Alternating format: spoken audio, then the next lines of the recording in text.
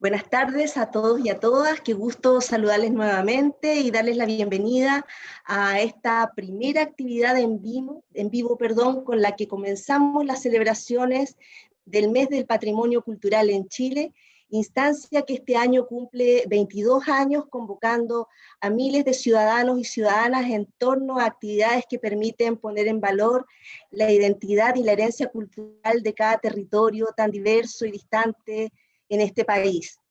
La invitación es para que nos puedan acompañar de manera virtual en las actividades preparadas y programadas por la Biblioteca Regional de Antofagasta para los días 28, 29 y 30 de mayo, y que esperamos también sea una instancia de encuentro familiar en torno a nuestra historia, tradiciones y costumbres. Hoy nos convoca la presentación de la segunda edición del libro Crónicas Pampinas, ampliadas y revisadas del periodista y escritor Rubén Gómez Quesada.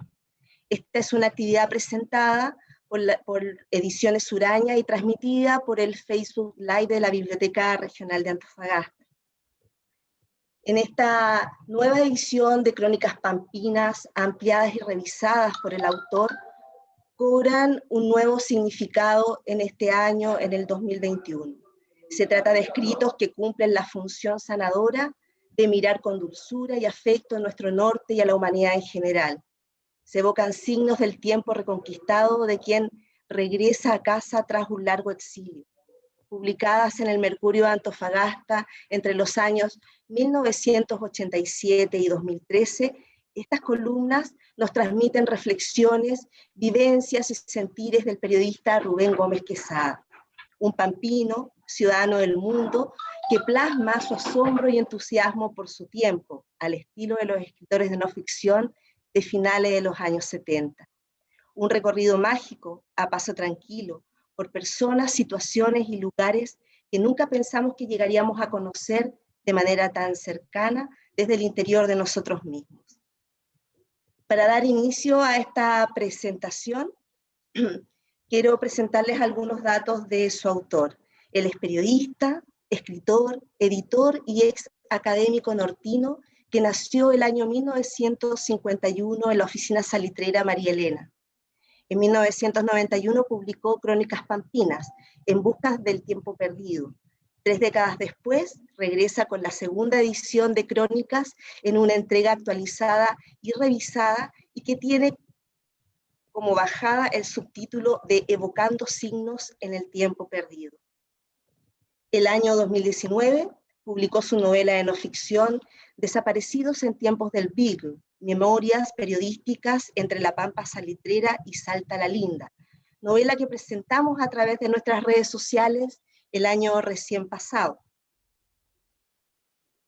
Además, es periodista de la Universidad Católica del Norte, se desempeñó como secretario de redacción en el diario El Intransigente de Salta entre los años 1974 y 1979, año en que se exilia en Bélgica, donde permanece hasta 1987, cuando regresa a Chile y se desempeña como jefe de informaciones en el Mercurio de Antofagasta. En 1993 se incorporó como académico de la Escuela de Periodismo de la Universidad Católica del Norte. Ha sido editor y director de publicaciones universitarias y autor de múltiples entrevistas literarias, ensayos y trabajos académicos. Bienvenido, Rubén Gómez, a las redes sociales de la Biblioteca Regional. Hola, gracias por la presentación. Gracias. Bien, un gusto. Esta tarde Rubén estará muy bien acompañado en esta interesante conversación con 2 amigas de la Biblioteca Regional. Doy la bienvenida a Erika Castellano, filóloga, escritora, académica, y a María Constanza Castro, periodista y directora del sello independiente Ediciones Suraña. Bienvenidas una vez más a las redes sociales de la Biblioteca. Un gusto. Muchas gracias, buenas tardes a todos. Hola Erika, hola María Constanza. Hola, ¿cómo están? Buenas tardes. Muy bien. Muy bien, esperando esta presentación que nos trae mucho de nortinidad. Así que bienvenidos los 3. Muchas gracias Gisela y muchas gracias nuevamente a Biblioteca Regional por acoger nuestros libros, nuestros lanzamientos, nuestras actividades. Siempre nos hemos sentido muy respaldados por la biblioteca, además sabemos que todas estas colecciones van a quedar en la sala de la memoria y quedan para el futuro. Yo siempre pienso en eso, que el libro, qué manera de sobrevivirnos, o sea, nos va a sobrevivir por décadas, quizás cuántos años más. Entonces, bueno, yo me encuentro muy contenta de estar con Erika y con Rubén, dos amantes de la literatura, con quienes nos entendemos mucho en ese sentido, disfrutamos mucho, nos sentimos apasionados por la literatura, y es una alegría estar además compartiendo con ambos el lanzamiento de Crónicas Pampinas de la segunda edición del libro de Rubén, porque este libro fue publicado anteriormente, tenía menos crónicas, ahora es una versión revisitada, aumentada. Es un libro entrañable, un libro interesante, entretenido y que tiene mucho, es un libro mágico en algún sentido, porque tiene mucho de esa magia del norte, magia de distintos lugares. Entonces, Erika además también tuvo la posibilidad de revisar este libro y editar este libro, además. Entonces nos encontramos aquí los tres conversando de un viaje que conocemos bien, que lo hemos recorrido ya más de una vez. Yo hoy día me puse a releer algunas crónicas y la verdad es que hay algunas historias muy, muy bonitas. Me pasa un poco como me pasa con el libro de la Patti Bennett también, que es como estos recuerdos antiguos de Antofagasta, a veces me da la sensación, y esa es mi primera pregunta para ti, Rubén, cuando se habla de nortinidad, de antofagastinidad, a veces da la sensación que hay una idealización, o no, es así, es una utopía esto de la antofagastinidad, la nortinidad, esta dulzura o esta forma tan especial de ser de los nortinos, ¿es una utopía o una topía? ¿Es algo real o algo que nos imaginamos? Cuéntanos un poco, Rubén. Bueno, yo creo que lo nortino, lo antofagastino, es real. El tema es que no es fácil de explicarlo, porque hay que vivirlo para entenderlo. Entonces, quizás uno desde muy lejos tiene visiones muy idealistas, pero cuando está cerca, cuando se acerca al territorio, lo puede palpar en carne propia y se da cuenta de que efectivamente existe, pero existe además en un territorio enorme, que es un territorio de imposibles, es un territorio de conquistas espirituales, de conquistas materiales, de conquistas de todo tipo, ¿no? Entonces, tiene ese atractivo. Es una realidad, pero que está vestida con un imaginario riquísimo, ¿no? Que lo proporciona el paisaje fundamentalmente, la extensión, la vastedad, digamos, del territorio, ¿no? El crisol enorme de nacionalidades, ¿no? Y circunstancias históricas, digamos. Eso es lo que hace que esto sea una amalgama particularmente rica, ¿no? Y la antofagastinidad, digamos, la nortinidad, es un resultado de todo este tipo de elementos, ¿no? Así que yo creo que sí, hay idealización, pero también hay, digamos, ese acercamiento real. Están las dos cosas en el fondo, ¿no? Eso lo hace realmente interesante, creo yo. No sé qué piensa Erika. Sí, yo le quería preguntar a Erika, tú Erika, porque ¿hace cuánto llegas tú al norte de Chile? Hace 8 años ya. Cuéntanos Sí. entonces cómo te has encontrado con este territorio, con la gente, porque además es cambiar de país, tú vienes de México, ¿de qué ciudad de México vienes? Yo nací en la Ciudad de México, pero 7 años antes de venir a Antofagasta viví en Morelos, en una región que es siempre verde, siempre primavera, muy colorida, entonces el contraste sí es muy fuerte. A la llegada, el paisaje nortino impacta de muchas maneras y con el paso del tiempo va atrapando, va convirtiéndote o sea, te hace parte de sí mismo. Eres una parte del desierto y el desierto se mete en uno. Cuando llegué, yo ya conocía a personas nortinas y conocía mucho de su sensibilidad, de su manera de amar el desierto. Yo lo percibía en sus textos, en sus palabras, en su manera de vivir y de cómo mostraban lo que los rodeaba, de mencionar a la pampa muy frecuentemente. Entonces llegué con ese conocimiento y yo poco a poco me fui adentrando en él porque de golpe para mí fue mucho el contraste, entonces fue como una barrera que me impidió conocer eso que yo escuchaba en los pampinos, en los antofagastinos y en los nortinos en general, y fue con el paso del tiempo que empecé a sentir los ecos de ese desierto, de estos colores tan propios, tan característicos, y de esta mezcla, como dice don Rubén, de algo que es real, que está aquí, que percibimos todos, que es difícil de explicar, porque como cualquier identidad es complejo definirla, pero que uno identifica como algo característico y que se mezcla con esta especie de surrealismo.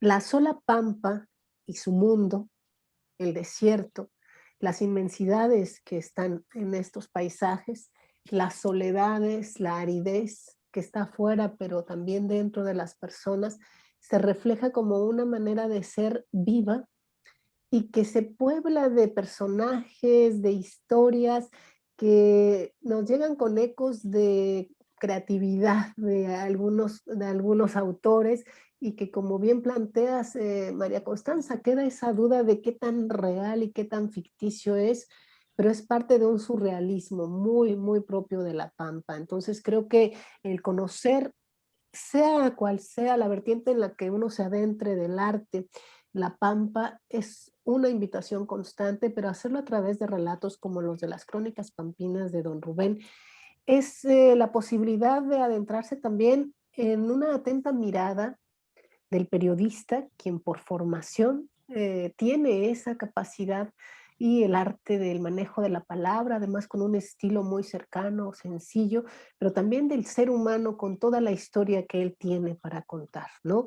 Entonces, en Crónicas Pampinas es un viaje, nos adentramos y vivimos un viaje en el tiempo constante a través de casi 100 crónicas en esta versión ampliada y revisitada, que dista de casi 3 décadas de la anterior y que está además conformada en este tiempo de pandemia. Entonces, imagínate toda la confluencia que hay, las miradas que abarca, las historias, el tiempo, y donde La Pampa es personaje, es geografía, es escenario, y que sus habitantes son todos los personajes principales y los destinatarios de este texto. Y en un sentido muy amplio, porque creo que al leer Crónicas Pampinas todos somos un poco pampinos. Y eso es algo muy bello del texto. Y las crónicas, bueno, tienen variadísimos temas, pero pues ahí no me adelanto porque seguramente lo vamos a ir conversando a lo largo de esta transmisión. Bien, gracias, Erika. Bueno, tú que mencionas que todos somos un poco pampinos, justamente esa es una de las preguntas que yo le tengo a Rubén, porque cuando leemos las crónicas es hacer un viaje principalmente por María Elena, vemos a Rubén de niño, vemos la infancia, sus personajes, amigos, realmente se llega a sentir esa sensación que podría haber tenido un niño en María Elena, por ejemplo. Entonces, yo quería preguntarte, Rubén, ¿qué es lo que hace que un pampino sea como tal? O sea, digamos, ¿cuál es el sello? ¿Qué es lo que aprendiste tú? ¿Cómo fue tu formación viviendo en un lugar como María Elena? Que como dice Erika, es un lugar casi surrealista, es como impresionante que hayan existido estas ciudades salitreras. Entonces, cuéntanos un poco qué es lo que identifica a los pampinos cuando se encuentran después de años, por ejemplo, qué es lo que les queda como marca y como identidad. Bueno, yo creo que lo que de alguna forma marca a los pampinos, nos marca a los pampinos, es esta comunión, ¿no? Este compartir de experiencias de vida en un territorio determinado.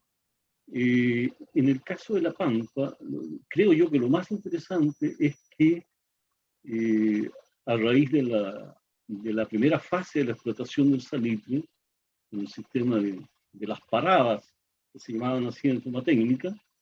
Ese era un sistema de explotación salitrera muy rudimentario, ¿no? Y salvajemente hostil, ¿no? O sea, las condiciones de trabajo eran extraordinariamente duras, difíciles. Eso forma un tipo de pampino muy aguerrido, muy fuerte, muy luchador, ¿no? Y terriblemente explotado también, ¿no? Y eso es lo que da de alguna manera surgimiento, tiempo después, ¿no es cierto?, a la clase obrera organizada, digamos, para defender sus derechos. Hay toda una historia, un trasfondo histórico, sociopolítico de Chile que nace precisamente en la pampa de esos tiempos de las paradas. Después viene el sistema, ¿no es cierto?, el sistema Chang, que es un sistema un poco más desarrollado, sigue siendo muy duro, muy fuerte, ¿no? Y ya con un movimiento social mucho más organizado, más potente. Y luego viene un último sistema, ¿no es cierto?, que es el Guggenheim.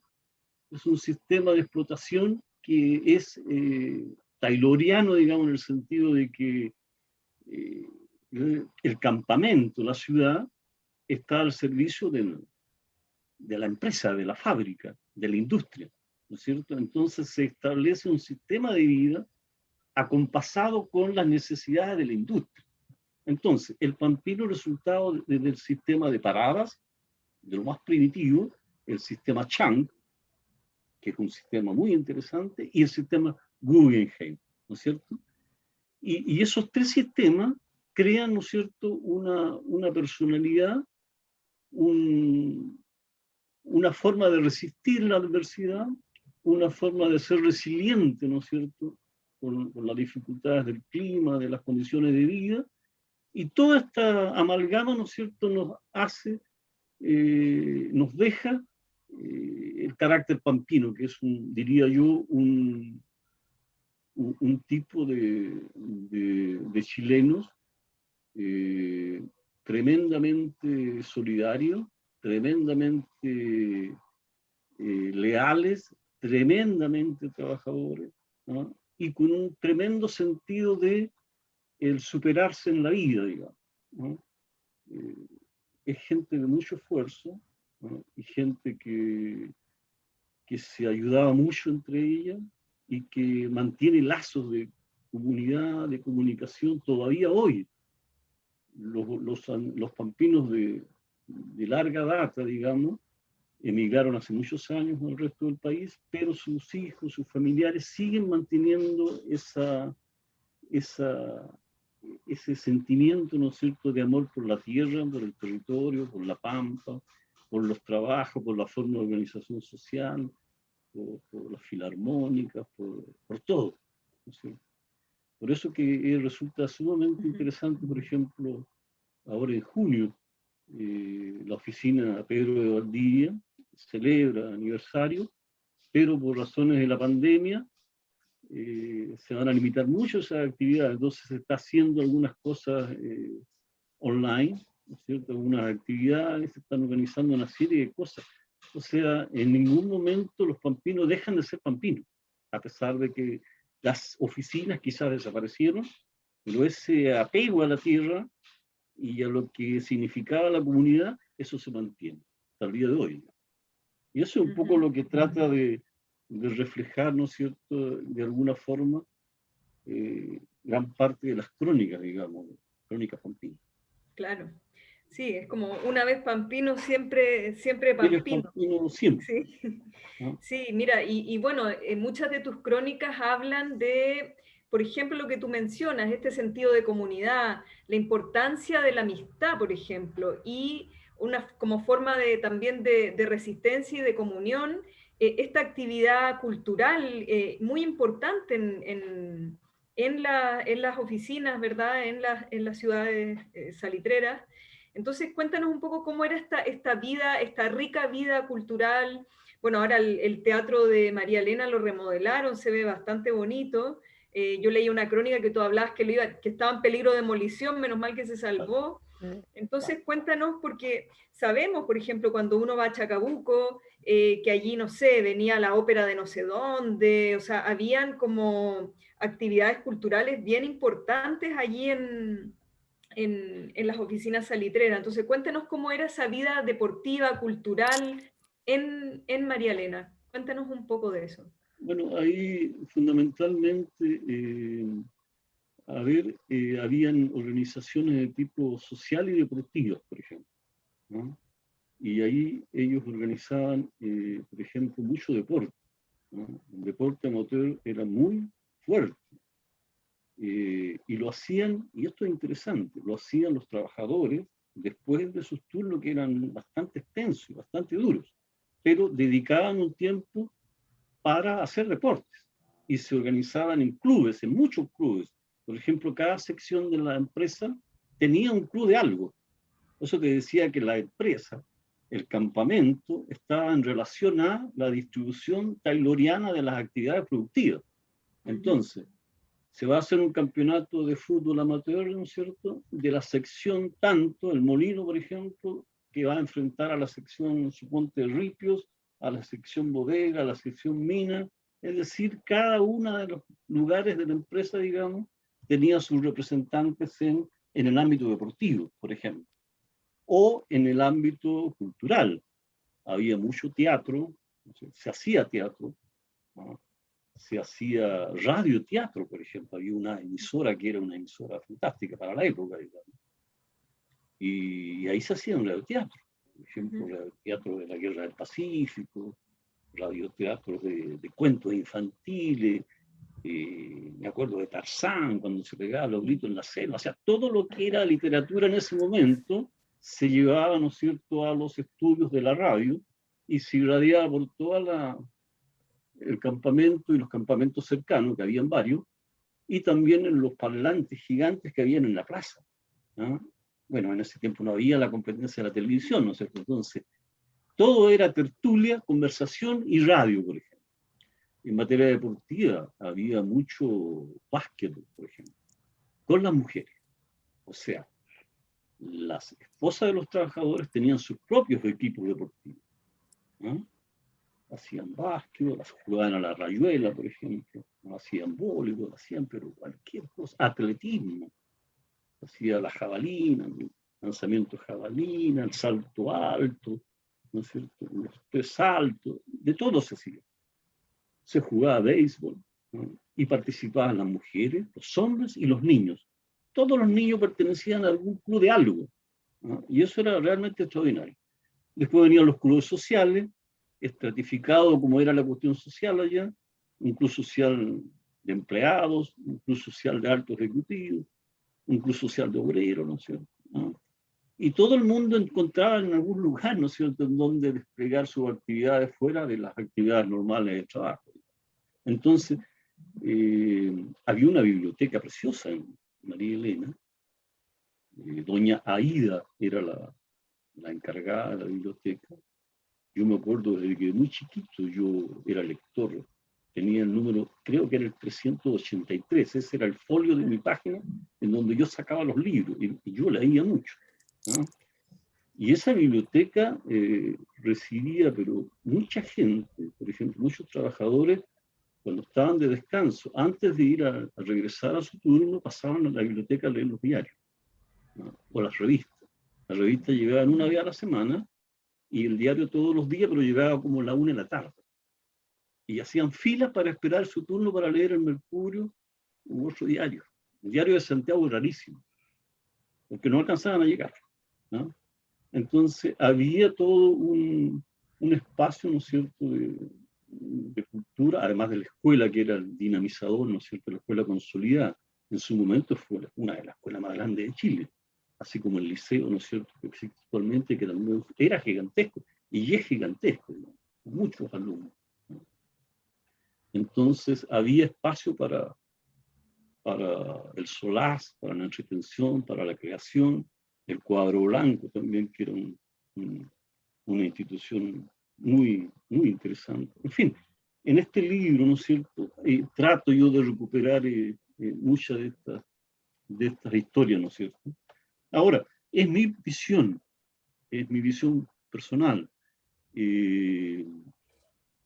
Lo interesante es que todos los pampinos tienen una visión también propia de cómo han vivido la Pampa. Y eso lo hace todavía más rico, ¿no? Entonces yo hago mi versión, ¿no es cierto? Y la trato de entregar con la mayor transparencia, ¿no es cierto? Y sobre todo para compartirla con generaciones nuevas, digamos, de que está muy interesada en estos temas. Eso es muy valioso. Gracias, Rubén. Yo te quería preguntar, Erika, tú recién decías que algo sabías de Antofagasta o de La Pampa, etcétera.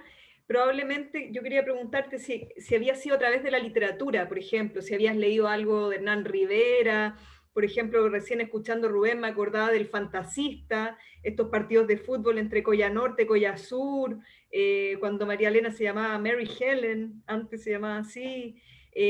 Todas estas historias de la contadora de películas, que también lo relacioné con Erika, porque una de tus crónicas habla de la importancia de México, de las rancheras, de las películas mexicanas, que es como muy pampino, o sea, pensar como esa época, el cine mexicano, como esa unión que había de los pueblos en esa época. Entonces, cuéntame cuál era como, Erika, tu antesala a través de la literatura probablemente, cómo conocías el norte, cómo te cambia esa idea, etcétera. Sí, justamente, entre otras vías, la de la literatura y precisamente, como mencionas, con Hernán Rivera, con la contadora de películas, entre otras obras, también con alguna de las antologías de escritores nortinos que me hicieron llegar a México, con el trabajo de Sergio Gaitán, que yo sin conocerlo aún, me llegó un libro firmado por él, que yo valoré mucho y que me permitió ir conociendo, además de libros sobre los paisajes antofagastinos. Entonces era una múltiple vía, pero sí la literatura primordialmente, cómo se miraba desde los propios antofagastinos y cómo lo vertían en palabras, ¿sí? Que es lo que ahora don Rubén está haciendo en las crónicas y que yo lo veo como tener fotografías hechas a través del tejido, del texto, de las palabras. Entonces la literatura siempre te va a permitir acercarte de alguna manera y a mí me llamó evidentemente la atención lo que ya mencionas y que también está en la obra de don Rubén, no solo en la de Hernán Rivera, el contacto con la cultura mexicana, con la música mexicana, la música ranchera y cuánto ha permeado la relación entre ambos países, que ahora sigue siendo, ¿no? El punto de contacto cultural, amistoso, fraterno, porque lo que nosotros vivimos aquí es que cuando se sabe que somos mexicanos, inmediatamente es un abrazo literal o un abrazo a través del agradecimiento de lo que ha significado para mucha gente en Chile, tanto en el norte como en el sur. La música, las películas, la visión de una vida a veces casi como idealizada de México a través del cine y de la música. Entonces hay una hermandad, a pesar de los contrastes, en muchos aspectos, hay muchos otros puntos en común. Entonces eso hace que se vaya haciendo una hermandad cultural, un diálogo cultural y un diálogo humano en el que tarde o temprano te sientes parte, ¿no? Yo creo que, bueno, no puedo hablar por todos los mexicanos porque, como sabemos, hay pocos mexicanos en Antofagasta y creo que porque es muy duro el paisaje, muy duro el ambiente, o sea, es duro vivir acá, especialmente si uno viene con el contraste de México, pero para quienes nos quedamos, es finalmente una manera de ser, una manera de ser parte de algo y de sentirnos en un diálogo constante, amistoso, y en el que vamos aprendiendo a mirarnos a través del otro. Y yo creo que eso hace que La Pampa sea un reflejo muy interesante de un contraste, porque el otro te dice cómo eres y cómo no eres. Entonces, yo cuando conocí los textos de las crónicas que don Rubén me acercó para conocerlas y para revisarlas en aquella primera edición, para mí fue empezar a viajar de nuevo, ya no solo por lo que ya sabía y por lo que fui conociendo aquí cuando llegué ya in situ, sino empezar a conocer otra manera de vivir. Otros tiempos, cosas que ya no están, oficios que ya no se practican, y dialogar con mi propio contexto, con mi propio mundo, con mi propio pasado. Entonces eso hace muy interesante la crónica que nos comparte don Rubén, porque nos permite el diálogo, el sabernos parte de algo y el saber que hemos vivido en un punto de hermandad como latinoamericanos en el que nos podemos identificar, pero también con cosas que no sabíamos que existían, ¿no? Como las oficinas salitreras y su propio mundo, su propio ritmo, y todos esos detalles que don Rubén nos va contando, lo del teatro que decías hace rato, Constanza, y su relación con el León de la Metro Goldwyn Mayer, que bueno, pues yo ahí ya lo dejo para que se acerquen al libro, pero para que vean que hay muchos datos interesantes, las tantas reinas de belleza que salieron del norte de Chile, las colectividades, las relaciones interculturales, que don Rubén sale de María Elena, llega a Antofagasta, después por diversos motivos viaja a Argentina, ahí se encuentra con su destino. Y a mí me parece muy importante resaltar cómo La Pampa nunca lo deja, nunca lo abandona, porque en su otro libro, en Desaparecidos en tiempos del Beagle, el primer capítulo es entrañable, tiene vida propia y es sin duda una crónica pampina, sin duda. Es como sirve incluso de salvavidas, el recuerdo de la infancia en La Pampa y de toda la amistad que tú mencionas como uno de esos puntos característicos y que don Rubén no solo menciona, sino vive, ¿sí? Es un hombre generoso en su amistad como muchos pampinos. Eso lo salva en momentos terribles de su vida, como es lo que cuenta en Desaparecidos en tiempos del Beagle, ¿no? El estar atrapado cerca de la muerte, torturado, y ahí, en ese libro, en ese diálogo, es La Pampa la que sirve de sustento con el recuerdo y que hace que regresando de un largo exilio se vayan tejiendo estos textos en el diario y que después, años después, se conformen en un libro y décadas después, dentro de un ámbito pandémico, su autor tenga incluso, creo yo, la necesidad de volver a contar, de seguir compartiendo la pampa en la que crece, la pampa que lo hace quien es y que lo rescata, lo salva, y que a nosotros como lectores nos reconforta en el sentido etimológico de hacernos fuertes otra vez, de fortalecer esto que tanto necesitamos en las circunstancias en las que estamos, que nos protege del olvido, nos dice de dónde venimos, por qué somos como somos y a dónde hemos de volver cuando todo esto pase. Y en la literatura también un salvavidas, ¿no? Lo sabemos bien, la cultura en sí misma. Entonces, todo eso es lo que está. Y mirado desde lejos, en el sentido de ser una mexicana en Antofagasta, es eso, que te adentras y vuelvo a decirlo, eres parte de La Pampa, te sientes ya en la posibilidad de decir, una vez pampino, siempre pampino, decías, quizá inmerecidamente, pero como una respuesta generosa, cariñosa a lo que nosotros como mexicanos siempre recibimos de los antofagastinos y de los chilenos en general, ¿no? De ese abrazo cultural que nos dicen México y Chile son hermanos, nosotros así nos sentimos ahora, y en textos y en diálogos como el que don Rubén propone, es una manera de encontrar cómo corresponder, ¿no? A esa generosidad. Gracias, Erika. Y Rubén, justamente en relación a lo que menciona Erika, la literatura, la escritura como una forma de salvarse, esta necesidad de volver a revisitar estas crónicas, estas ganas de volver a publicarlas, háblanos un poco de eso. Tu relación hoy con la escritura, antes con la escritura, cómo es que salva, y cuéntanos de la decisión de volver a publicar Crónicas Pampinas. Bueno, mira, la verdad es que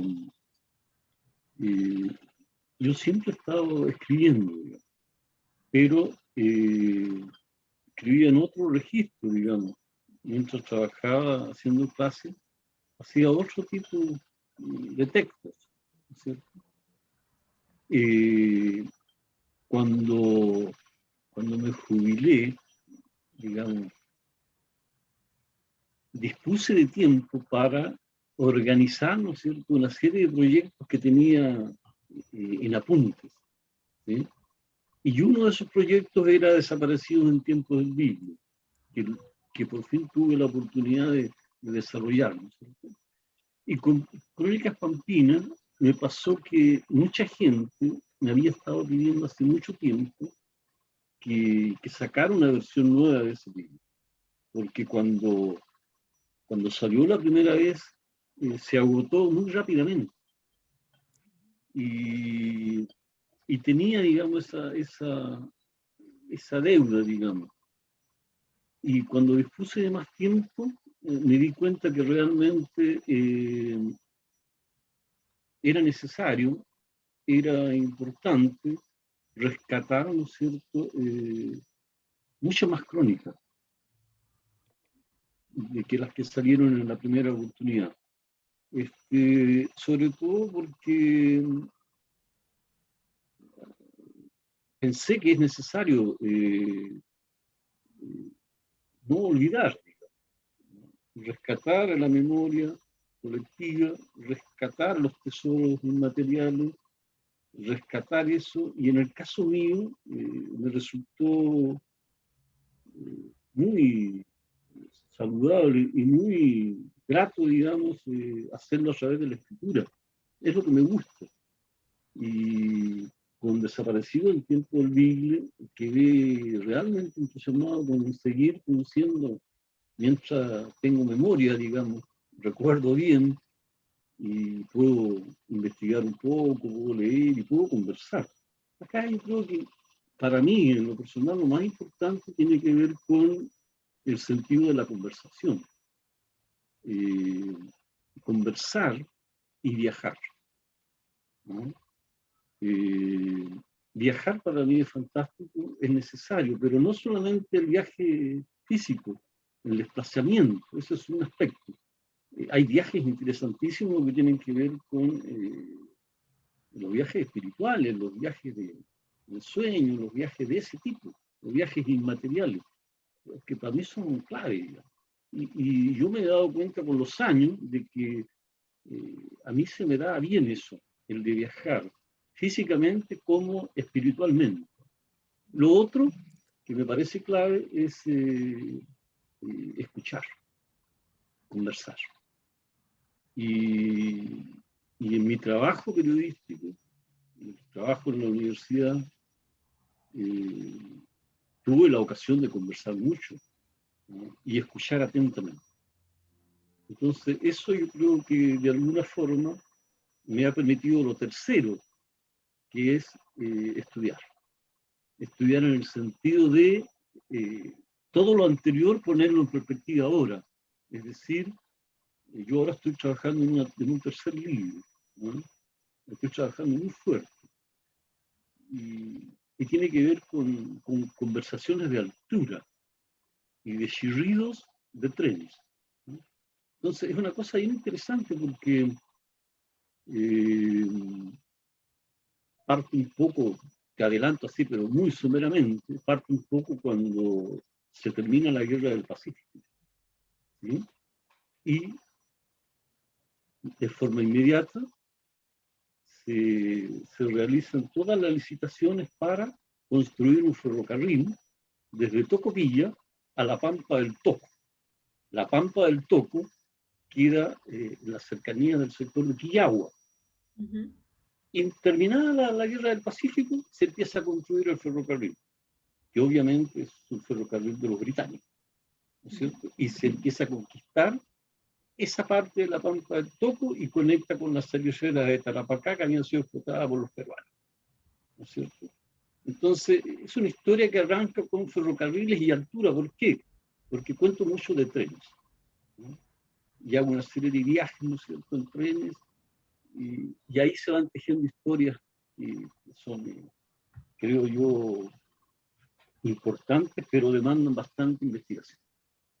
Es decir, estudio. Entonces estoy en eso, estoy estudiando, leyendo y documentando. Pero también hago un viaje, digamos, en trenes, sobre todo desde el aeropuerto. Imagínate, el tren del aeropuerto de Fiumicino, en Roma, ¿no es cierto? Y se baja uno del avión y yo elegí bajar del avión y tomar el tren hacia Roma, ¿no es cierto? Entonces hay una historia de trenes que corren por carriles distintos, pero te llevan a viajes de la imaginación, ¿no? Entonces yo creo que hay una historia muy bonita, ¿no? Que estoy trabajando, estudiando y conversando, ¿no? Así Qué bien, Rubén. ¿Y eso va a ser una novela? ¿Qué tipo de, cómo lo piensas hacer? Mira, estoy explorando un poquito. Hay relato, hay crónica y hay aspectos que son actos biológicos, es decir, conversación. Entonces, no sé cuál va a ser la forma definitiva, pero se está yendo por rieles propios. O sea, no me pregunta a mí, Literalmente. no me pide permiso, se tiró solo, ¿no? Y vamos bien, ¿no? Espero durante el transcurso de este año terminar eso, ¿no? Pero te decía, es un diálogo de altura, ¿cierto? Entonces, hay unas anécdotas muy interesantes que tienen que ver con el primer aeródromo rudimentario que yo conocí y el primer avión que vi de cerca, cuando era un niño, en Barriles. ¿Dónde es eso? En la quebrada de Barriles, que es a 18 kilómetros de Tocopilla, entre María Elena y Tocopilla, ¿no? Y cuando se funda el Servicio Aéreo Postal de Chile, el año 29, ¿cierto? El año 30, 31 se funda LAN Chile, los únicos que andaban en aviones eran los militares, ¿cierto? Entonces, el año 29 ellos crean una empresa aeropostal que era del Estado de Chile y cubrían desde Santiago hasta Arica el servicio aeropostal. Y uno de los destinos era Tocopilla, a través del aeródromo de Barriles. Obviamente era una pista horrible, peligrosísima, ¿no? Entonces, los aviones planeaban, en la primera etapa, se acercaban a la pista, tiraban la correspondencia, la tiraban literalmente, después se daban una vuelta, planeaban bien bajo y utilizaban garfios y recogían de los postes la correspondencia que iba por el resto del país. Entonces, esas historias son de altura y están conversando, ¿no es cierto?, con relatos, crónicas, conversaciones y entrevistas. Y esto es lo que espero que salga, digamos, a la luz durante el año, ¿no? Eso es un poco el trasfondo del tercer libro. Yo creo que es súper interesante como historias que no se han contado lo suficiente. Nunca había escuchado eso, del planeador Sí. con... Sí, no, es una historia preciosa, ¿eh? Y eso va bien encaminado, ¿no? Rubén, yo quería preguntarte, bueno, suele suceder en las personas que escriben, los escritores, escritoras, que ven por un tema de perspectiva casi, de poder ver su propia tierra mucho mejor desde la distancia. Cuéntanos un poco cómo fue, porque tus crónicas hablan también de Argentina, hablan de Europa. Cuéntanos cómo influye esta distancia o este estar en otras tierras para ver tu propio lugar, o cómo eso modifica tu forma de ver el mundo, porque en el fondo leyendo tus crónicas uno se da cuenta, claro, este es un pampino, pero es como un pampino universal también, es como un ciudadano del mundo. Entonces, cuéntanos cómo eso influye en tu formación, y como periodista también. sea, yo creo que en realidad tu origen, tu primer entorno es fundamental, o sea, eso se te queda grabado para siempre, va a ser parte de tu ADN. Y eso te marca también. O sea, el lugar donde naciste te va a marcar siempre. Y las ganas de volver en algún momento también, ¿no es cierto? Pero lo que tú apuntas es cierto, o sea, nada es permanente. Todo lo que asimilamos de fuera del entorno propio, todo, nos ingresa de alguna forma y se transforma en otra cosa. Pero siempre regresamos a casa, ¿no? Entonces, sí, yo tuve tiempo en Bélgica de pensar La Pampa, de pensar Chile, de pensar esas cosas, ¿no es cierto? Pero era muy fuerte, ¿no? De alguna forma, yo somaticé, digamos, la distancia y la ausencia con muchos problemas físicos. Para mí fue muy duro, digamos. Lo único que pensaba y que quería era regresar. O sea, yo nunca me sentí belga, a pesar de que hice muy buenos amigos en Bélgica. La gente se portó extraordinario. Pero nunca pensé quedarme en Bélgica. Y apenas pude venir. ¿Sí? Y no sé si le pasará a todo el mundo, pero yo necesitaba venir y regresar. Ahora, sabía también, y lo tenía claro, de que ya nada era igual, ¿no? Es como la canción del Amor Laferte, Palomita esta, descubrió que no era de aquí ni era de allá. Eso es cierto, ¿no? Entonces uno regresa y sabe que las cosas cambiaron, pero esa necesidad de conectar nuevamente raíces es demasiado potente. Ahora, en términos de escritura, yo creo que es un aliciente muy grande para atreverse a explorar, digamos, formas de contar distintas, pero siempre partiendo de ciertos recuerdos primarios que no se pueden borrar. Ahora, como tú dices, claro, yo hablo de La Pampa mucho, pero también hablo mucho de Jujuy, de Salta, ¿no es cierto?, de Santander, ¿no es cierto?, de Cantábrico, hablo de Bélgica, de Alemania, de un montón de experiencias de ese tipo, ¿no es cierto?, pero están miradas con esa perspectiva de un pasajero, ¿no?, que además está pensando en su primer origen, ¿no? Entonces, en el fondo es una sucesión de viajes, es una sucesión de búsqueda, y creo que eso tiene que ver con una necesidad de contar, ¿no?, de crear, ¿no?, de no quedarse quieto, de experimentar, de compartir y de conversar, ¿no? Entonces, yo ahora he descubierto en los últimos años que esa necesidad es la que me trajo acá y también me llevó a escribir nuevamente, a retomar las crónicas. Entre paréntesis, se dice ampliadas porque son muchas más, y revisitadas porque en la revisión uno se da cuenta que quedaron cosas sin pulir, sin terminar, sin afinar, ¿no? Lo otro interesante, antes que me olvide, que estas son crónicas periodísticas, ¿no?, pero en una modalidad particular. Son crónicas, hay crónicas extensas, hay crónicas medianas, hay crónicas de distinto tamaño, digamos. Pero estas son crónicas cortas, ¿no? Entonces, yo era un periodista en los primeros años en el Mercurio, un periodista de mucho terreno, o sea, yo salía a reportear todos los días y viajaba por toda la región. Me mandaron a Estados Unidos, me mandaron a Uruguay, me mandaron a Bolivia, me mandaron a Argentina, en el diario, ¿no?, porque le gustaba que yo escribiera mucho.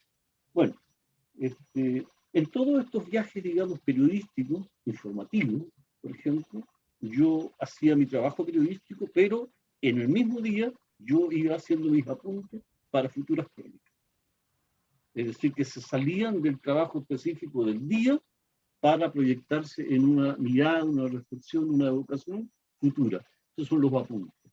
Entonces, estas crónicas tan cortitas tienen esa complejidad de que en muy poco espacio hay que escribir alguna cosa que sea coherente y que tenga sentido. Entonces, es un ejercicio de ejercitar la pluma bastante exigente, ¿no?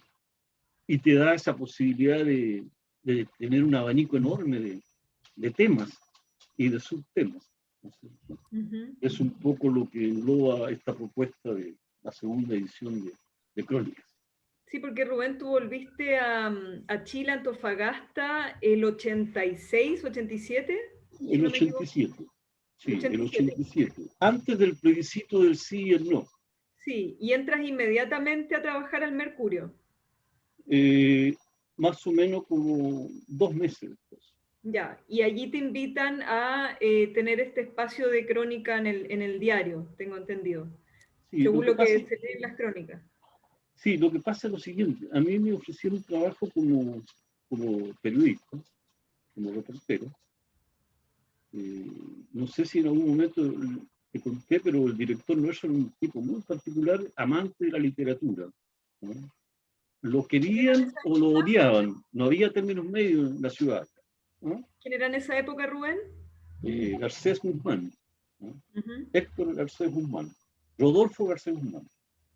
Y él, digamos, era una persona que me dijo, mire, yo quiero que usted trabaje con nosotros, pero le podemos ofrecer 50 pesos. Ese es el sueldo. Estoy hablando del año 87. Entonces, claro, yo no tenía trabajo, ¿no? No tenía redes prácticamente, salvo un par de amigos en el Mercurio, amigos que estudiaron conmigo. Y yo le caí muy bien al director, que era un poeta, un tipo escritor así, muy especial, digamos. Usaba zapatos de charol, humitas, digamos, ¿no? Fumaba pipa, digamos, que era un poco exótico para ese momento acá, y vestía de trajes, ¿no? Y era un poeta. Vivió muchos años en España y escribía, tenía muy buena pluma. Entonces me dijo un día, cuando me conoció, me dijo, mire, le pido un favor. Sí, le dije yo, mire, ahí hay una máquina, al fondo, rincón. Era una máquina Underwood, parecía la primera que yo tuve. Y me dice, mire, tiene 10 minutos y en 20 líneas escríbame la historia de su vida. Ya, pues, me fui para allá, me senté en una hoja y le escribí, digamos, 20 líneas que todavía las tengo. Y ahí salió, me dijo, don Rubén, me dice, yo le ofrezco que trabaje con nosotros, ¿no? Y le ofrecemos 50 pesos. Una larga negociación con el gerente, y yo le dije al día siguiente, mire, me encantaría, pero es muy poco. Entonces me dijo, vaya a hablar con el gerente y dígale que usted quiere más, ¿ah? Y dígale que va a escribir también para el cuerpo de entrevistas de la red nacional del Mercurio. Uh-huh. Y fui a hablar con el gerente y después supe que era muy complicado, ¿no? Yo no tenía idea. Y quedo evidente y te digo, mire, el director me dice que yo trabajo y me ofrece 50 pesos, pero muy poco. Y me dice de que yo podría escribir entrevistas para la red de diarios regionales y ahí me suben el sueldo a 80 pesos. Pero tiene usted que dar la autorización. Y me miró con los ojos echallados así. Y ya, así será. Y al otro día empecé a trabajar. Entonces escribía entrevistas muy extensas durante bastante tiempo, ¿no? Entonces, eso, ¿no? Qué bien. ¿Y con 80 pesos alcanzaba para vivir o no?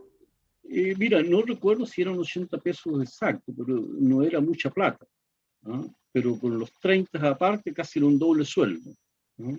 Ya.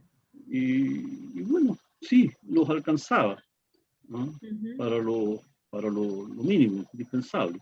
Lo interesante es que yo desde que regresé a Chile jamás tuve un día sin trabajo. O sea, nunca dejé de trabajar. Afortunadamente tuve ahora suerte, jubilado. ¿no? ¿Cómo? Ni siquiera ahora que está jubilado deja de trabajar. Sigo trabajando, pero ahora lo hago por gusto y por placer, digamos. Sí. Por gusto y por placer. Sí, bueno, hay una crónica interesante que habla de cómo era el ambiente en las salas de redacción y en el diario. Se fumaba mucho, se conversaba mucho, una forma distinta de hacer periodismo a la que existe hoy. Entonces, sí, lo que comentabas lo puedo visualizar muy bien con esa crónica, que era para un aniversario del Mercurio, tengo entendido. Sí, 106 años no es nada, se Eso. llamaba esa crónica. Sí, Sí. sí, la verdad es que cuando yo entré al Mercurio, estaba en un pleno proceso de transición del sistema en caliente al sistema en offset, sistema frío. Entonces, eso trae aparejado un cambio cultural. El sistema en caliente está ligado a la bohemia, y eso pasaba mucho en Salta, por ejemplo, cuando yo trabajaba en el intransigente.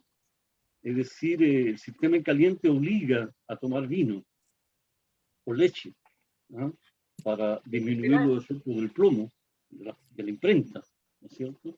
Entonces los reporteros eran solidarios con la gente del taller y salían juntos a tomar vino a los boliches cercanos, digamos, para protegerse del plomo, el veneno. Y en el Mercurio pasaba algo similar, había mucha fuerza de la bohemia en esos años, ¿no? En las salas de redacción se fumaba mucho, las salas de clase de la universidad parecían fumaderos de opio, ¿no? Esa era la tónica. Los reporteros muchas veces llegaban al filo, digamos, de las copas de alcohol, ¿no es cierto? Y esa era la forma de vivir, digamos, de vivir el periodismo, ¿no? Y yo no sé si será cierto o no, pero habían muchos colegas buenos para el vino y excelentes escritores. Sí, O sea, muchas tiene una veces capacidad de volar bastante grande. ¿Ah? sí. Bueno, pero también hay otras maneras de embriagarse y especialmente en este ambiente pampino, nortino, que justamente es con lo que inician las crónicas pampinas. La primera crónica es A la orilla del pasado y nos dice don Rubén que se embriagó con uno de estos atardeceres que quienes tenemos la fortuna de verlos aquí sabemos que son así, embriagantes. Entonces, pues había muchas maneras de inspirarse, ¿no? Ojalá que Sí. en el Mercurio y en todas partes también haya esa posibilidad de embriagarse con lo que rodea de belleza acá en el norte, ¿no? Y solo como dato curioso que la última de las crónicas se llama Otoñal, en la que don Rubén pregunta un poco por qué es tan nostálgico el otoño y justo ahora que estamos acá, ¿no? En el otoño y quizá un poco nostálgicos por lo que lo tenemos, pero curiosamente la nostalgia a la que nos llevan las crónicas de don Rubén con tantas evocaciones como lo que hemos mencionado aquí y como lo mucho que está en el texto, es que no es una nostalgia como nos evoca la etimología griega, un dolor por el regreso. En realidad es más bien como la nostalgia feliz de la que habla Amélie Nothomb en su libro del mismo título, una nostalgia que agradece el haber podido estar ahí para vivir eso, ¿no? Que nos causa esa nostalgia feliz. Y es eso lo que yo encuentro en el libro y en la manera de ser, de vivir de don Rubén, ¿no? Sí, la necesidad de decir cosas que se deben decir, que en las crónicas encontramos llamados sociales, ecológicos, como bien destaca Sergio Gaitán en su prólogo a la primera edición, entre muchas otras cosas que hacen que pongamos atención sobre cosas importantes, temas importantes. Y está también esta necesidad de recordar aquello que nos da felicidad, que nos hace agradecer el haber estado ahí, el poder compartirlo ahora y que nosotros como lectores nos asomemos como una ventana y que para quienes vivieron cosas, el tiempo, el entorno en el que están escritas estas crónicas pampinas puedan verse reflejados como en un espejo. Entonces es muy interesante todo lo que hay ahí. Como tú ahora, como periodista, Constanza, estás haciendo un diálogo, un viaje entre cómo era un mundo periodístico que tal vez tú no viviste como tal, pero lo estás entendiendo y lo estás reconstruyendo a través de lo que lees en la crónica. Igual pasa con cada uno de los temas. O son ventana para asomarte a un mundo que no viviste, pero que puedes vivir ahora a través del texto, o son espejo de lo que sí has vivido. Y entonces esa es Sí, una de la magia que hablabas, ¿no? Del texto.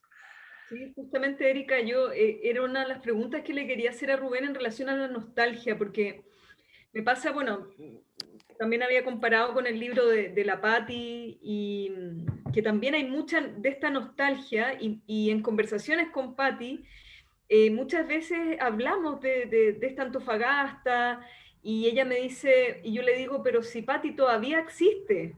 Y ella me dice, ya no existe. Y yo le digo, pero sí existe, pero ¿dónde está? Y yo decía, pero si se siente, todavía existe esta sensación de la antofagastinidad, todavía está viva.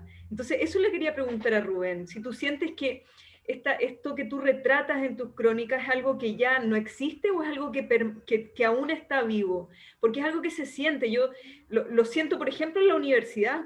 En la UCN siento este como legado antiguo, cuando existía Bellas Artes en la ciudad, y se sienten, hay muchas cosas que se sienten todavía en la ciudad, esta sensación de vivir en el norte todavía tiene esa magia, o sea, no se ha perdido, no, porque muchas veces las personas que, no sé, que ya vivieron mucho tiempo, vivieron acá en los 60, en los 70, en los 80 incluso, tienen esta sensación de que todo eso ya se perdió, ya no existe. Entonces, cuéntame, Rubén, cómo lo vives tú? O sea, yo creo que en algunos rasgos materiales, indudablemente muchas cosas se perdieron, ¿cierto? Quedan ruinas, quedan despojos, ¿no es cierto? Pero el estar ahí tiene que ver con el ejercicio de recordar, ¿no es cierto? O sea, mientras haya gente que recuerde, mientras haya gente que cuente y que recuente, esto no muere, ¿no es cierto? Ese es un aspecto, pero lo otro también es que el paisaje del norte, el paisaje de la Pampa, el paisaje de la costa, de la precordillera, la cordillera, es un paisaje que ha variado muy poco. O sea, el paisaje sigue y va a seguir por muchos siglos, ¿no es cierto? Entonces, ese sustento no se ha perdido, ¿no es cierto? O sea, esas particularidades del clima, de la topografía, de la cartografía, esas cosas siguen, pero la identidad nortina pervive en cada uno de nosotros y en nuestra descendencia, ¿no? En nuestros hijos, en nuestros nietos, en nuestros amigos, ¿no es cierto? Eso yo creo que es lo más interesante, digamos. O sea, puede que los edificios se derrumben, se boten, digamos, ¿no es cierto? Pero esa experiencia de haber vivido algo está aquí. ¿Ah? Y cuando se comparte, está viva. Entonces, claro, yo creo en lo autofagastino, ¿no? Y yo llegué a Antofagasta a los 18 años, ¿no es cierto? Pero había venido muchas veces de niño a Antofagasta, ¿no es cierto? Y yo todavía puedo sentir, digamos, esa Antofagasta de hace un tiempo atrás. Está en el paisaje, está en los patos yecos, ¿no? Está en los gaviotines, ¿no? Está en las focas, ¿no? Está en las lagartijas, ¿no? Está en los zorros pulpeos, ¿no? Está en todos lados, es cosa de que las veamos. Y el gran problema es que muchas veces no vemos, ¿no es cierto?, lo que está pasando alrededor nuestro. Estamos en otras cosas. Pero si nos damos el tiempo de apreciar y disfrutar lo que tenemos, que es bastante, y claro, podemos hacer descubrimientos, ¿no? Y cada vez más descubrimientos, eso en lo físico, pero también en las personas. Hay personas que son tesoros, digamos, de identidad y de cultura y que están entre nosotros. Están a lo mejor muy silenciados y no sé, me gustaría hacer referencia al tipógrafo Uraño, ¿no es cierto? Que yo creo que fue un acierto excelente haberlo traído nuevamente, ¿no es cierto?, en su poesía, ¿no es cierto? Porque él representa de alguna manera también esos tiempos de la gloriosa norte, ¿cierto?, de los años 70, ¿no es cierto?, con la creatividad, con Sabela, ¿no es cierto? Sabela sigue como buen duende presente en todos lados, es cosa de que lo busquemos y ahí está, ¿no es cierto? Sí. Sí, Osvaldo Maya escribió una crónica sobre tu libro y allí menciona ciertos textos antofagastinos absolutamente desconocidos, que yo no sé dónde están ni dónde encontrarlos. Y en relación a eso yo les quería preguntar a ambos, porque da la sensación que la literatura nortina en las nuevas generaciones, bueno, yo recuerdo que cuando entré a la escuela de periodismo todavía existía el curso literatura nortina y me lo dieron a mí, yo me puse a estudiar literatura nortina, así como, bueno, y encontré unas joyas, la verdad que hasta el día de hoy, bueno, la misma novela Norte Grande de Sabela, que son crónicas, en realidad son como relatos breves tipo crónica. Es un texto sumamente interesante. Hace poco, no sé, leí Muñecas de Satín de Irene Galeacci, empecé como a desenterrar algunos libros y sigo, ves que encuentro algo nortino, me interesa conocerlo, pero pasa eso, la literatura nortina es como que se va perdiendo, hay textos y me pasa mucho con investigaciones académicas, por ejemplo, de Osvaldo Maya me pasa mucho, que leo y menciona textos sumamente relevantes que ya no han sido reeditados, están perdidos, ¿dónde están? Entonces, yo les quería preguntar sobre la literatura nortina, ¿cómo la ven? ¿Cómo ven su futuro, su proyección? Muchas veces da la sensación que las generaciones actuales ya no están tan interesados quizás en la literatura nortina, pero probablemente es porque los que estamos antes, digamos, no hacemos el puente para que ellos la conozcan. Hablemos un poco brevemente de eso, ¿cómo lo ven, cómo lo ves tú, Erika, en relación a la literatura de acá? Mira, yo creo que sí hay como un parteaguas con los grandes, ¿no? Los representantes internacionales de lo que implica La Pampa, su vida y su literatura, y obviamente es imposible no mencionar a Hernán Rivera entre ellos, pero hay muchos otros textos que afortunadamente por el trabajo de personas como Sergio Gaitán, que recopila, que menciona, yo lo he dicho en más de una ocasión, que es a la manera de Aulogelio entre los antiguos, entre los romanos, que en sus noches áticas hizo que se conservaran muchos títulos y autores que de otra manera se hubieran perdido, o Ateneo de Naucratis entre los griegos, un gran recopilador de esas obras que, como mencionabas, con Osvaldo Maya en la nota sobre Crónicas Pampinas, se menciona y que uno dice, bueno, ¿y dónde están esas obras? ¿No? Y entonces es como esa etapa de una producción constante, pero ya no difundida, ya no retomada, no conocida ni por los propios antofagastinos, y a la vez en el panorama actual, yo lo que percibo es, o sea, esta necesidad de volver a dialogar, de volver a retomar esos textos que siguen siendo valiosos porque sirven para contrastar, ¿sí? La propia Antofagasta, su identidad, su ritmo, su vida, su literatura, pero también veo que hay un auge por publicaciones recientes, una nueva voz, autores que retoman, como don Rubén, el camino de las letras, autores nuevos.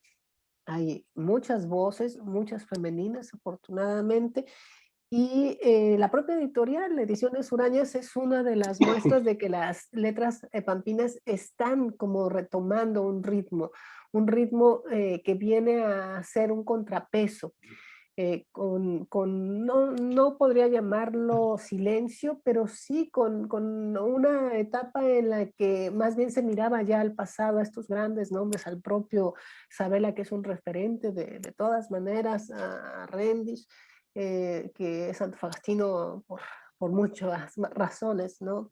haya nacido donde haya nacido. Entonces, esos grandes nombres eran con los que se sigue dialogando constantemente, se sigue regresando a ellos y van a estar siempre, además de los que son, que hay necesidad de regresar a ellos, como los mencionados por Sergio Gaitán y Osvaldo Maya, entre otros. Pero insisto, yo percibo un auge importante en las letras antofagastinas en este último tiempo. Creo que la pandemia ha dado la oportunidad para sentarse a repensar, para sentarse a organizar, para sentarse a mirar y a escribir. Y lo más importante, a publicar, ¿no? A darlo a conocer. Entonces yo creo que labores como la que están realizando ustedes, Constanza, en Ediciones Urañas, es esencial porque están dando salida. Y no solo ustedes, hay otras editoriales también que están dando salida a las voces nortinas, a las miradas nortinas, y que entonces se van a incorporar a todo lo ya valioso que había y que, insistimos, es necesario retomar académicamente, incluso. Qué lástima que ya no esté la asignatura de literatura nortina en periodismo, en la educación en pedagogía en básica, por ejemplo, en el curso de literatura, cuando yo lo daba, tenía una parte de letras chilenas y específicamente de letras nortinas, y me asombraba mucho también que los chicos no conocían mucho más de lo que se escuchaba, o sea, era como de oídas conocer la literatura nortina, entonces se asombraban mucho al acercarse de verdad a las letras, a los autores, a los textos. Entonces, como que dentro de todo, esta nueva ola de escritores está dando pie a que se retomen los autores clásicos, antiguos, y que también los nuevos tengan un espacio. No sé qué opina usted, don Rubén. Sí. ¿Qué opinas, Estoy Rubén? totalmente de acuerdo, coincido plenamente con Erika. Yo creo que hay una generación o varias generaciones que están reclamando su necesidad de ser más conocidos acá, ¿no? Hay gente súper valiosa, ¿no? Es un poco odioso nombrar a algunos porque quedan muchos fuera, pero hay muchos buenos escritores actualmente. Podemos nombrar a una docena fácilmente, sin ningún problema. Exacto. Pero hay que seguir apoyándolos, digamos, y ojalá que Ediciones Uraña siga en este camino, pues, que ha sido interesante, así como nuestra biblioteca regional, que ha sido sumamente valiosa para este cometido. Gracias, Rubén. Gisela, bueno, vamos a ir cerrando. Cuéntanos si hay alguna pregunta o algo, algún saludo, comentario. Efectivamente, nos han ido llegando en el transcurso de la conversación sostenida por ustedes algunos saludos y comentarios sobre esta presentación. Ángela Alexandra nos dice, hace poco adquirí Desaparecidos en tiempos del Bigli, para mí, agradable sorpresa, dice, llegó junto con Crónicas Pampinas. Para mí que no nací en Antofagasta, pero que llevo 13 años aquí, es una riqueza literaria conocer mejor mi norte querido desde sus adentros, o sea, el norte como tal, y sobre todo de la mano de Rubén, periodista y un verdadero pampino. Es como estar ahí, sin haber vivido esa época. Muchas gracias por esto, y luego nos consulta.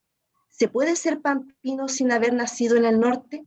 Por ejemplo, en el caso del escritor Hernán Rivera Letelier, que nació en Talca, pero recién conoció esta ciudad a los 20 años de edad, porque ha vivido toda su vida en el norte. Y también, ¿cuál es la diferencia entre ser pampino y antofagastino? Porque como dije, yo no nací en Antofagasta, pero al llevar muchos años viviendo aquí, ya me siento antofagastina, pero claramente no pampina. ¿Para quién es la pregunta? ¿Para mí? Sí, claro, la diferencia. Lo primero, yo creo que sí, tú puedes ser pampino sin haber nacido en La Pampa. Es cosa de que te imbuyas de lo que es La Pampa, conocer, ir a los territorios, conversar con gente que haya vivido en La Pampa, su descendiente. O sea, sí, se puede acercar, digamos, a esa pampinidad sin ningún problema, ¿no es cierto? Ahora, no, el no haber nacido ahí, eso no tiene arreglo, digamos, pero se puede ser, digamos, sí, absolutamente, ¿no? Y la Bien. segunda parte, ¿qué es lo que era la segunda parte, perdón? No, ella ponía un ejemplo como el vivido por Hernán Rivera, que no es nacido en la región, sin embargo llegó a los 20 años y se siente, digamos, totalmente captado por este territorio. Sí, yo creo que sí, o sea, el hecho de que él haya vivido, haya trabajado y haya vivido en La Pampa, digamos, no importa que no haya nacido en La Pampa, le da absolutamente todo el derecho a proclamarse pampino, si es su deseo, digamos, por supuesto que sí. Además que él vivió intensamente mucho tiempo en La Pampa y conoce bastante La Pampa, ¿no es cierto? Ahora, lo que te decía al comienzo yo, en realidad hay muchas visiones de La Pampa. Los pampinos tienen múltiples cantos de La Pampa, ¿no? Y las cuentan de su propia forma también. En ese sentido, La Pampa es generosa en haber recibido a tanta gente, pero también generosa en que cada uno cuenta su propia historia de La Pampa, ¿no? Entonces, yo creo que sí. Si tú te acercas al territorio, te impregnas del territorio, sí, claro, puede ser el pampino perfectamente, ¿no? Y lo otro era, si era antofagastino, Claro, la o pampino, diferencia entre pampino y antofagastino. o sea, yo creo que están absolutamente emparentados, digamos, o sea, Antofagasta en gran medida, ¿no es cierto?, debe toda su historia a la historia de La Pampa, ¿no es cierto? Tocopilla vive su historia a través de la historia de La Pampa, o sea, son tributarias, digamos. Toda la explotación del interior de la región, Tarapacá, Antofagasta, Atacama, tiene que ver con el surgimiento de las ciudades puertos, digamos, que tienen que ver con las explotaciones mineras, o sea, una cosa está amarrada con lo otro, no puede haber Antofagasta si no hay Pampa, y viceversa también, ¿eh? O sea, es un solo conjunto. Para mí, pampino, antofagastino, nortino, son todos familiares, ¿cierto? Son todos emparentados, son parte de una misma historia común, al menos lo que yo pienso. Bien, tenemos otro comentario aquí de Jaime Alvarado García. Dice, me interesó mucho eso de los aviones de Aeropostal y el porteo del servicio de correo. Deben haber sido los añorados Fairchild, dice, con patín de cola, hechos de madera y lona. Sí, sí, sí, absolutamente. Sí, eran realmente unos aparatos muy desarrollados para la época, digamos, y muy versátiles, digamos, porque efectivamente la historia esta de rescatarlo, la correspondencia desde los postes, es cierta. Y eso hablaba del dominio, digamos, de las naves por parte de los aviadores militares de la época, digamos, ¿cierto? Así que es una historia muy bonita. A propósito, le agradezco mucho el aporte de Jaime, que es un gran escritor también, tiene una historia preciosa, ¿no es cierto? Proa al oeste, ¿no? Que también nos habla de una Antofagasta absolutamente maravillosa y no suficientemente contada y que hay que conocer, digamos. Un libro muy lindo, precioso, ¿no? Te lo recomiendo mucho. Bien. Bueno, nos llegan también saludos de otras latitudes, don Rubén, desde Coquimbo, Ulda, Santander, desde Santiago, Siujianchang, desde Talca, Pilco Cepeda, también los saluda afectuosamente, su familia que también está presente vía online en este lanzamiento, Olga Pizarro, Rubén, muchas felicidades, yo ya quiero leer este nuevo libro, dice. Giovanna Lakovic dice, felicitaciones Rubén, un abrazo grande desde Santiago, gracias por dejar este legado para quienes somos del norte. Bueno, esos son básicamente los saludos que tenemos, los comentarios que tenemos y que nos han llegado a través de este chat. Cuéntenos cómo puede, quienes nos están mirando y siguiendo esta transmisión, cómo pueden adquirir este libro. A ver, lo pueden adquirir a través de escribiendo un correo a edicionesuranas@gmail.com. Estamos también en Instagram como Ediciones Urañas y en Facebook como Ediciones Urañas. Si son cercanos a Rubén, también pueden contactar a Rubén directamente. Un correo electrónico. Sí, por correo electrónico. El correo de Rubén es ruroque. Rugoque. Rugoque. Como 51. Rubén Gómez Quesada. Claro, rugoque51@gmail.com. Sí, lo podemos poner igual ahí en el Facebook después, en los Sí, comentarios. perfecto.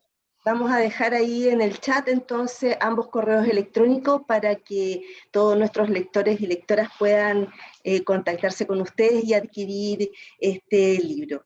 Yo les quiero agradecer esta interesante y grata conversación, donde todos hemos respirado esa pampa salitrera, ese olor a Norte Grande, en esta primera actividad en vivo de este mes, en donde la Biblioteca Regional celebra el mes del patrimonio cultural en Chile.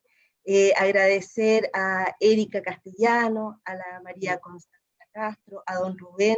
Les enviamos un abrazo grande a la distancia. Muchas gracias por permitirnos conocer este maravilloso libro. Me gustaría que, no sé si lo podemos mostrar, porque tiene una portada increíble, linda.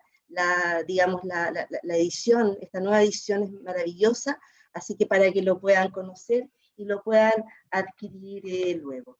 Yo quiero dejarlos también a todos invitados, a quienes nos han seguido desde otras latitudes del país, desde nuestra región también, pero también del extranjero, a que nos puedan acompañar este 28, 29 y 30 de mayo en las celebraciones del Día del Patrimonio Cultural en Chile, donde podrán visitar nuestra página web en www.bibliotecaregionalantofagasta.cl. Ahí podrán encontrar todas las actividades culturales preparadas para las celebraciones de este mes, y aprovecho también de invitarlos cordialmente al próximo jueves 13 de mayo a las 19 horas, a través también de nuestro Facebook Live. Presentaremos el libro En el Cabaret del Cobre, de la escritora y la académica Jimena Silva. Así que todos invitados, no se pueden perder también esta interesante investigación que nos habla también de nuestra identidad, de estas voces de hombres y mujeres trabajadoras, y también, por supuesto, con un interesante análisis desde la perspectiva del género.